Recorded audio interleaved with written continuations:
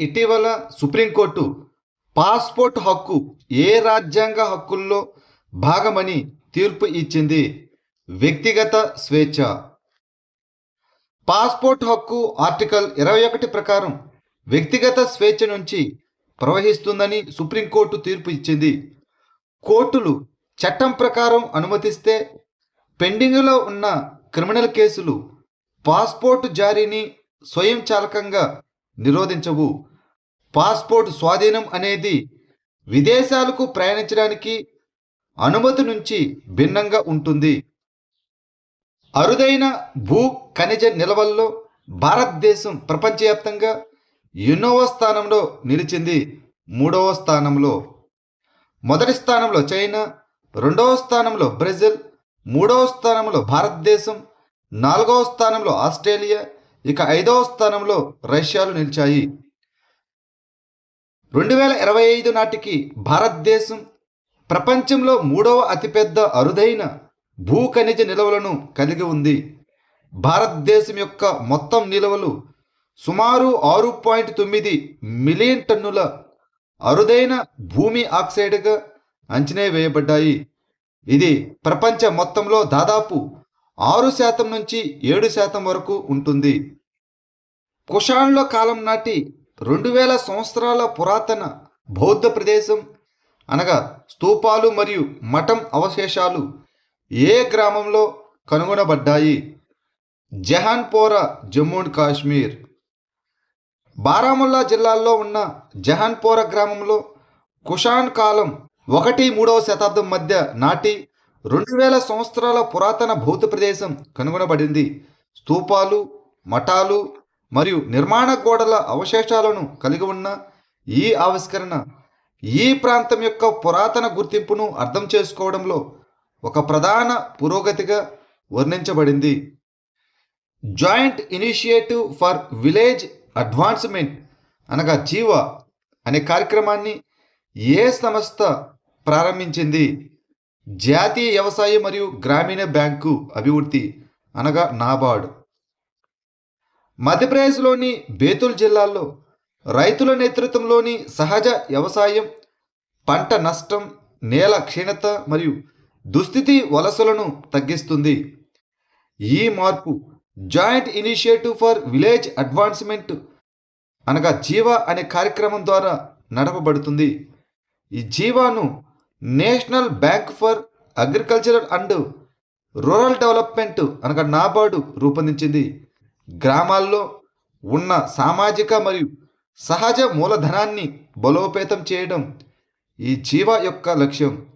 ఇది రైతులు క్రమంగా సహజ వ్యవసాయ పద్ధతుల వైపు మళ్ళేలా ప్రోత్సహిస్తుంది. 68వ జాతీయ షూటింగ్ ఛాంపియన్షిప్ 2025లో మను భాకర్ ఏ పథకాన్ని గెలుచుకుంది? బంగారు పథకాన్ని. న్యూఢిల్లీలోని డాక్టర్ కర్ణి సింగ్ షూటింగ్ రేంజ్లో జరిగిన 68వ జాతీయ షూటింగ్ ఛాంపియన్షిప్ పోటీల్లో మను భాకర్ మరియు సిమ్రాన్ ప్రీత్ కౌర్ బ్రార్ బంగారు పథకాలను గెలుచుకున్నారు. సీనియర్ మహిళల 25 మీటర్ల స్పోర్ట్స్ పిస్టల్ ఈవెంట్లో మను భాకర్ గెలిచారు.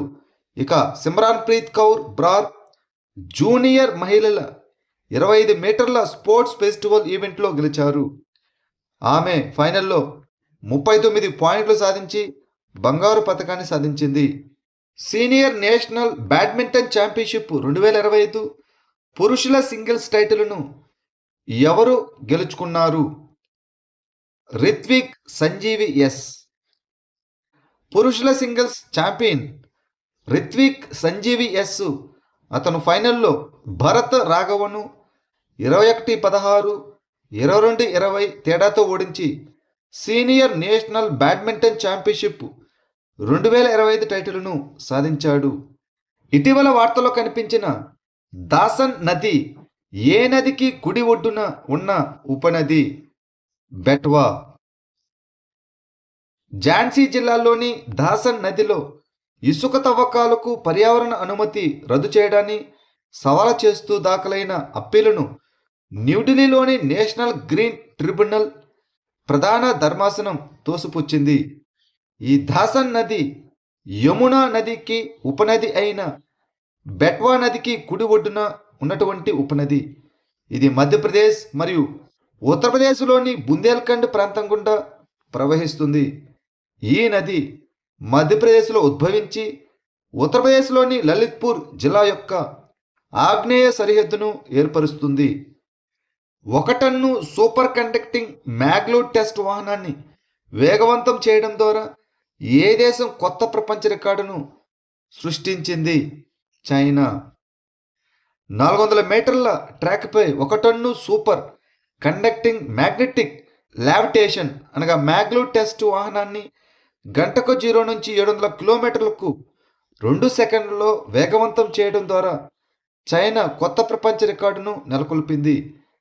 ఈ మ్యాగ్నెటిక్ లావిటేషన్ అనగా మ్యాగ్లవ్ సాంకేతిక ట్రాక్ను తాకకుండా వాహనాలను ఎత్తడానికి, మార్గనిర్దేశం చేయడానికి మరియు తరలించడానికి అయస్కాంత క్షేత్రాలను ఉపయోగిస్తుంది. చాలా అధిక వేగాలను మరియు మృదువైన కదలికలను అనుమతిస్తుంది. ఈ మ్యాగ్లవ్ అయస్కాంత వికర్షణపై పనిచేస్తుంది. ఆయుష్ కోసం అంతర్జాతీయ సహకార ప్రోత్సాహక పథకాన్ని ఏ మంత్రిత్వ శాఖ అమలు చేస్తుంది? ఆయుష్ మంత్రిత్వ శాఖ, ద మినిస్ట్రీ ఆఫ్ ఆయుష్. ఇటీవల ఆయుష్ సహాయ మంత్రి ఆయుష్ కోసం అంతర్జాతీయ సహకారాన్ని ప్రోత్సహించడానికి కేంద్ర రంగ పథకం గురించి తెలియజేశారు. ఆయుష్ అనగా ఆయుర్వేదం, యోగా, ప్రకృతి వైద్యం, యునాని, సిద్ధ, సోవరిక్బా మరియు హోమియోపతి. ఈ పథకం ఎగుమతులను పెంచడానికి భారతీయ ఆయుష్ ఔషధ తయారీదారులు మరియు సేవా ప్రదాతలకు మద్దతిస్తుంది. ఆయుష్ వ్యవస్థలపై ప్రపంచ అవగాహన, అంగీకారం మరియు గుర్తింపును పెంచడం దీని యొక్క లక్ష్యం. ఈ పథకాన్ని ఆయుష్ మంత్రిత్వ శాఖ అమలు చేస్తుంది. ఐక్యరాజ్యసమితి అవినీతి వ్యతిరేక సమావేశంలోని 11వ రాష్ట్ర పార్టీల సమావేశం ఎక్కడ జరిగింది? దోహా. ఐక్యరాజ్యసమితి అవినీతి వ్యతిరేక సమావేశంలోని సభ్యదేశాల 11వ సమావేశం ఖతార్లోని దోహాలో జరిగింది. ఇది డిసెంబర్ 15 నుంచి 19 వరకు జరిగింది మరియు ఇది ప్రపంచంలోని అతిపెద్ద అవినీతి వ్యతిరేక సమావేశం. 5 రోజుల పాటు జరిగిన ఈ కార్యక్రమాన్ని ఖతార్ దేశం ఐక్యరాజ్యసమితి మాదక ద్రవ్యాలు మరియు నేరాల కార్యాలయంతో కలిసి నిర్వహించింది. దోహా డిక్లరేషన్ 2025ను ఆమోదించడం కీలక ఫలితం.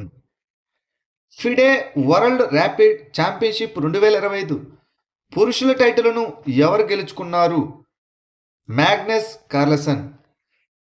ఫిడే వరల్డ్ ర్యాపిడ్ ఛాంపియన్షిప్ 2025 పురుషుల ఓపెన్ టైటిల్ను మ్యాగ్నస్ కార్ల్సన్ గెలుచుకున్నాడు. ఈ టోర్నమెంటు డిసెంబర్ 26 నుంచి 28 వరకు ఖతార్లోని దోహాలో జరిగింది. Pinaka long range guided rocket LRGR 120 యొక్క తొలి విమాన పరీక్షను ఏ సంస్థ విజయవంతంగా నిర్వహించింది? రక్షణ పరిశోధన మరియు అభివృద్ధి ఆర్గనైజేషన్ అనగా DRDO. Defence research and development organisation DRDO Pinaka long range guided rocket యొక్క తొలి విమాన పరీక్షను నిర్వహించింది. ఈ పరీక్ష ఒడిశాలోని చాందీపూర్లోని ఇంటిగ్రేటెడ్ టెస్ట్ రేంజ్లో జరిగింది. ఇది భారత సైన్యం యొక్క పెనాకా మల్టిపుల్ లాంచ్ రాకెట్ సిస్టమ్ కోసం విస్తరించిన శ్రేణి ప్రెసిషన్ గైడెడ్ రాకెట్. ఈ రాకెట్ గరిష్టంగా 120 కిలోమీటర్ల అటాక్ పరిధిని కలిగి ఉంటుంది. మండల పూజ అనగా 41 రోజుల వ్రతం ఏ ప్రసిద్ధ ఆలయంతో సంబంధం కలిగి ఉంది? శబరిమల, కేరళ. మండల పూజ మరియు దానితో పాటు వచ్చే 41 రోజుల వ్రతం ప్రధానంగా భారతదేశంలోని కేరళలోని శబరిమల శ్రీ ధర్మ శాస్త్ర ఆలయంతో ముడిపడి ఉన్నాయి. ఇండియన్ కోస్ట్ గార్డు ఏ నగరంలో ప్రాంతీయ స్థాయి కాలుష్య ప్రతిస్పందన వ్యాయామం ఆర్పిఆర్ఎక్స్ 2025 నిర్వహించింది ముంబై. ఇండియన్ కోస్ట్ గార్డు ముంబైలో ప్రాంతీయ స్థాయి కాలుష్య ప్రతిస్పందన వ్యాయామం 2025ను నిర్వహించింది.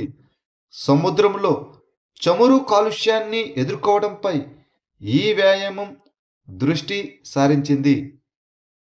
హోంమంత్రి అమిత్ షా భాగస్వామ్యంతో అభుదయ్ ఎంపీ అనగా మధ్యప్రదేశ్ గ్రోత్ సమిట్ ఏ నగరంలో నిర్వహించబడింది? గ్వాలియర్. అభ్యుదయ మధ్యప్రదేశ్ వృద్ధి సదస్సును గ్వాలియర్లో నిర్వహించారు. కేంద్ర హోంమంత్రి అమిత్ షా డిసెంబర్ 25, 2025న మేళా మైదానంలో ఈ కార్యక్రమాన్ని ప్రారంభించారు.